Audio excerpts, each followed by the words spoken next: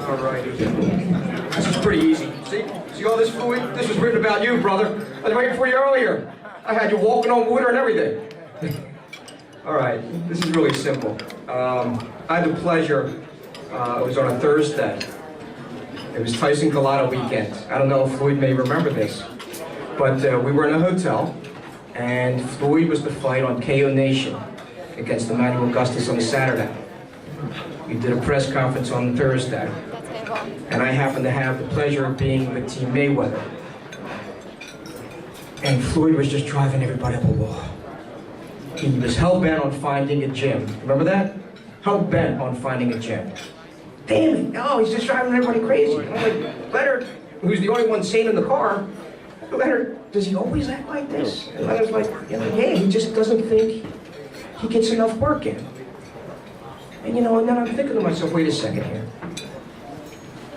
Isn't that the way all-time greats always are? Jordan, Bird, Magic.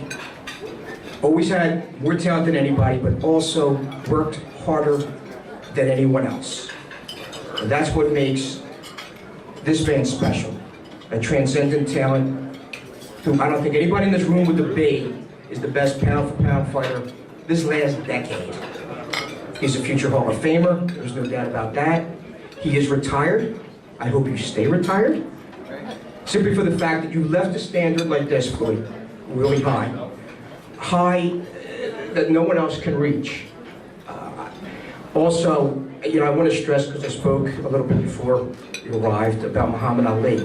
And I think there's some Ali in you. I think there's a lot of Ali in you. I've seen you be really, really good to people. I think you're really, really good. I think there's sides to you that people don't get to see. I know what you do for these young fighters. I know the time and money you put into amateur boxing, more than anybody else around here realizes. I know what you do with your foundation. And I want to challenge you and everybody else in this room, because my young lady friend here, Miss Marlon, where are you? Marlon, raise your hand, sweetie. Her mother's building a hospital in Liberia with her own money.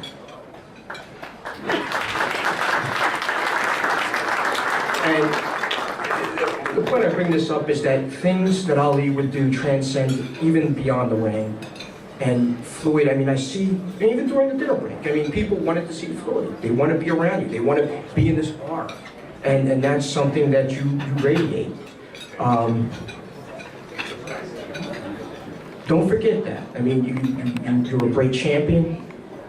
5 years from now, in 2020, we're going to be up in Canastota, and you're going to be in the Hall of Fame. No question about that. You're going to be in the history books of the sport. There's no question about that. So it's going to be my pleasure to first introduce Mr. Leonard Ellerbe, who will introduce